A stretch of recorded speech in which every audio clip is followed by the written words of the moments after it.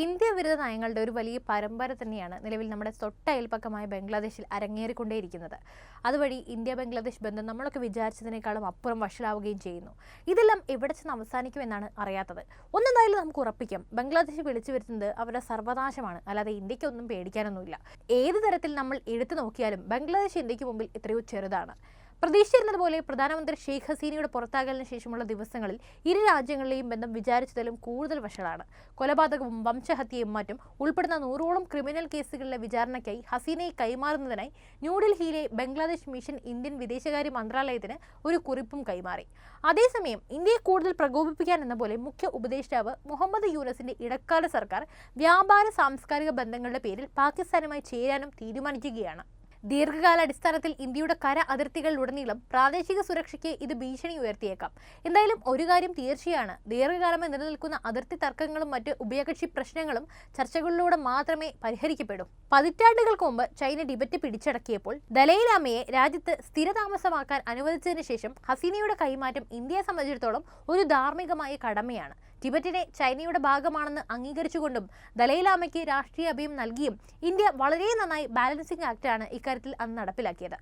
ഇന്ത്യയും ചൈനയും 1962 യുദ്ധത്തിൽ ഏർപ്പെട്ടിട്ടുണ്ടെന്നും ചെറുതും വലുതുമായ അതിർത്തി തർക്കങ്ങൾ നേരിടേണ്ടി വന്നതും ടിബറ്റിന്റെയും ദലൈലാമയുടെയും നിലയിലുള്ള നിലപാടിൽ മാറ്റം വരുത്തിയിട്ടുമില്ല.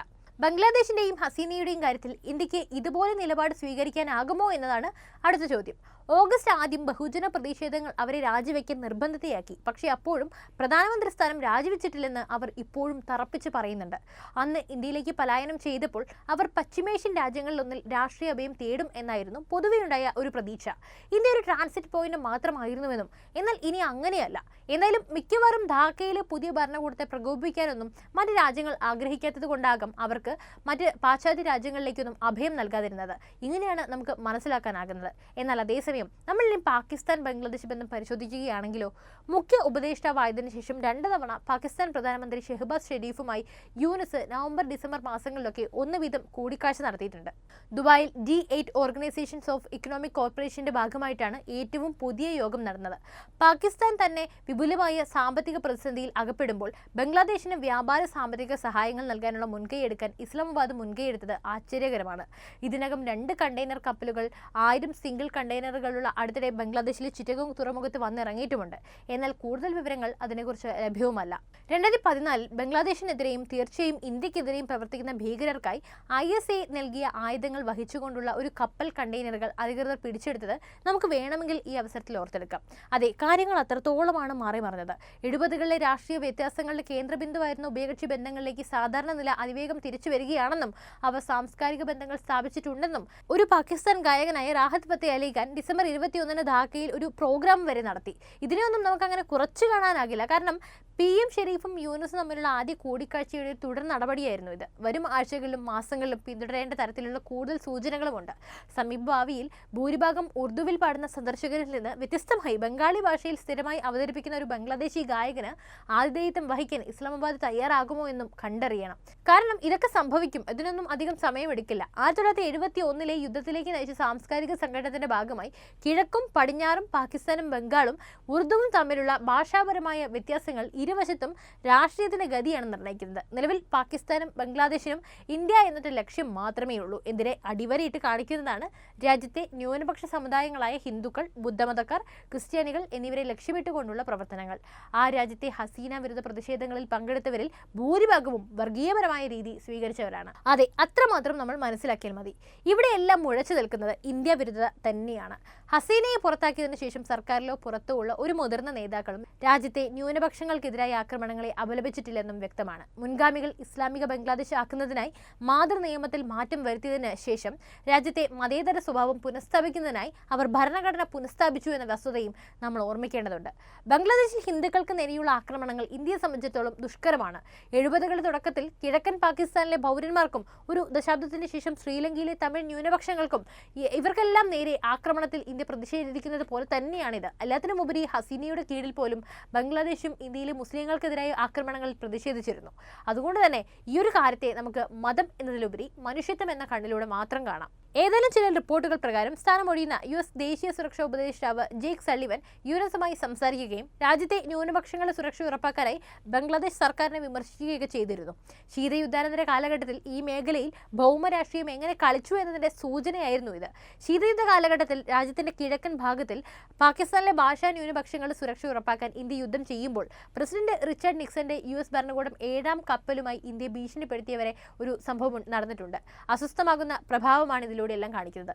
ഹസീനയ്ക്ക് ശേഷമുള്ള ബംഗ്ലാദേശിലെ സംഭവ വികാസങ്ങളും രാജ്യവുമായി ബന്ധപ്പെട്ട സംഭവ വികാസങ്ങളും രാജ്യത്ത് മാത്രമല്ല ജനാധിപത്യപരമായി തിരഞ്ഞെടുക്കപ്പെട്ട ഒരു സുസ്ഥിര സർക്കാർ നിലവിൽ വരുന്നതുവരെയെങ്കിലും അസ്വാസ്ഥ്യം ഉണ്ടാക്കുക തന്നെ ചെയ്യുന്നു. എന്തായാലും യുഎസിന്റെ ഭരണം അതേക്കുറിച്ച് ഒരു അവ്യക്തത തന്നെയാണ് തുടർന്ന് വരുന്നത്. ഇതൊരു പക്ഷേ രാജ്യത്തെ ഉണർത്താനുള്ള ഒരു കണക്കുകൂട്ടൽ നീക്കവുമായിരിക്കാം. എന്നാൽ പ്രശ്നം അവിടെ അവസാനിക്കുന്നൊന്നുമില്ല.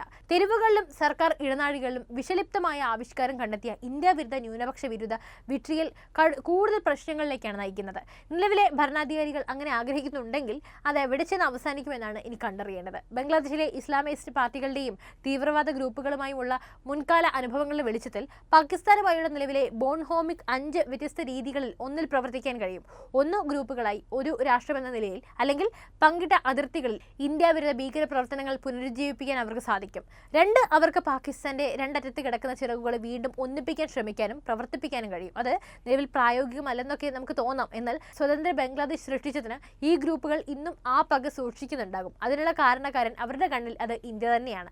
ഇനി ബംഗ്ലാദേശിനും പാകിസ്ഥാനും ഇടയിൽ കിടക്കുന്ന ഇന്ത്യയെ കീഴടക്കി ഇനി ഒരു കൂടിച്ചേരലായിരിക്കും ചിലപ്പോൾ അവരുടെ രഹസ്യ ലക്ഷ്യം. ഇനി ഇതൊന്നുമല്ലാതെ മൂന്നാമതൊരു സാധ്യത കൂടിയുണ്ട്.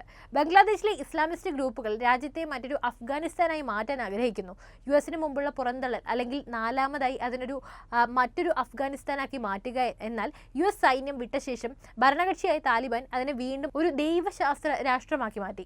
സ്ത്രീകളിൽ തുടങ്ങി മനുഷ്യന്റെ സ്വാതന്ത്ര്യത്തെ ഹനിക്കുന്ന ഇസ്ലാമിക നിയമങ്ങളോടെ ഗവൺമെന്റിലും പുറത്തുമുള്ള ഇസ്ലാമിസ്റ്റുകൾ അന്തർലീനമായ ജനാധിപത്യ ഗ്രൂപ്പുകളിൽ നിന്നും നേതാക്കളിൽ നിന്നും കടുത്ത പ്രതിരോധം നേരിടുന്നതാണ് 5ാമത്തെ സാധ്യത. അവരെ ഹസീന അനുകൂലിയോ ഇന്ത്യ അനുകൂലിയോ അല്ലെങ്കിൽ രണ്ടും അനുകൂലമായി മുദ്ര കുത്താൻ മടിക്കില്ല. 5ാമത്തേത് ഒഴികെ അല്ലെങ്കിൽ അതുൾപ്പെടെ പറയാത്ത ഇന്ത്യ വിരുദ്ധ നിലപാട് അവർക്ക് ഒരുപാടുണ്ട്. അത് തെരുവുകളിലേക്കും കൂടാതെ അതിർത്തി കടന്നുള്ള ഭീകരാക്രമണത്തിന്റെ രൂപത്തിൽ പാകിസ്ഥാൻ ISIയുടെ സഹായവും പിന്തുണയും ഒക്കെ നൽകിക്കൊണ്ട്. അതുപോലെ മ്യാൻമറിലെ വർദ്ധിച്ചു വരുന്ന ആഭ്യന്തര യുദ്ധ സാഹചര്യത്തിന്റെ അനന്തരഫലമാണ് പിന്നിൽ നിന്ന് മറിഞ്ഞിരിക്കുന്നത്. അതോടൊപ്പം 4 വടക്ക് കിഴക്കൻ സംസ്ഥാനങ്ങളിലായി ഇന്ത്യ 1643 കിലോമീറ്റർ അതിർത്തി പങ്കിടുന്നുണ്ട്. അരുണാചൽ പ്രദേശ്, നാഗാലാൻഡ്, മണിപ്പൂർ, മിസോറാം, മ്യാൻമറിനുള്ളിലെ ആഭ്യന്തര സാഹചര്യം എന്താണെന്നതിനാൽ ഈ ഭാഗങ്ങളിൽ തീവ്രവാദികൾ എന്ന് അവർ വിളിക്കുന്നവരുടെ കൈകളിലേക്ക് കൂടുതൽ ആയുധങ്ങൾ എത്തുന്നതുമായി ബന്ധപ്പെട്ട് സാധ്യമായ വീഴ്ചകളെക്കുറിച്ച് ഇന്ത്യൻ സുരക്ഷാ സേന സർക്കാരിന് മുന്നറിയിപ്പ് നൽകുന്നതിനെക്കുറിച്ച് വാർത്താ റിപ്പോർട്ടുകൾ പറയുന്നുണ്ട്. ആഭ്യന്തര സാഹചര്യം പ്രത്യേകിച്ചും മണിപ്പൂർ പോലെയുള്ള സംസ്ഥാനങ്ങളിൽ എന്താകുമെന്ന് നമുക്ക് പ്രവചിക്കാൻ പോലും ആകില്ലല്ലോ. പിന്നെ ലക്ഷക്കണക്കിന് ബംഗ്ലാദേശിൽ ക്യാമ്പ് ചെയ്യുന്ന റോഹിംഗ്യൻ അഭയാർത്ഥികളുമുണ്ട്.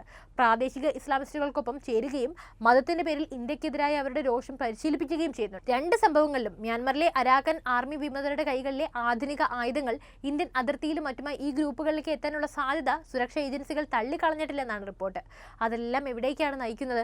ബംഗ്ലാദേശിലെ ഇന്ത്യ വിരുദ്ധ സംഭവ വികാസങ്ങൾ ഏതാണ്ട് ഒറ്റ രാത്രി കൊണ്ട് അഫ്ഗാനിസ്ഥാനിൽ നിന്ന് മ്യാൻമറിലേക്കുള്ള മുഴുവൻ ദക്ഷിണേഷ്യൻ കര അതിർത്തികളെയും ഇതിനകം ഉണ്ടായിരുന്നതിനേക്കാൾ കൂടുതൽ അസ്വസ്ഥമാക്കാനുള്ള ഒന്നാക്കി മാറ്റി. ഇതിനിടയിലാണ് ഹസീനയെ കൈമാറണമെന്ന ആവശ്യവുമായി യുഎസിന്റെ സർക്കാർ എത്തുന്നത്. അതുകൊണ്ട് ഇന്ത്യ ഉടൻ തന്നെ ഇതിനൊക്കെ ഒരു തീരുമാനത്തിലെത്തേണ്ടി വരും. എന്തായാലും മോദി സർക്കാരിനെ ഇതിനുള്ള ഉത്തരം കണ്ടെത്തുന്നത് അത്ര എളുപ്പമുള്ള കാര്യവുമല്ല. പക്ഷേ ആ ചോദ്യത്തെ അധികകാലം ഒഴിവാക്കാനും സാധിക്കില്ല. അതെ, കണ്ടില്ലെന്ന് നടിക്കാനാകില്ല.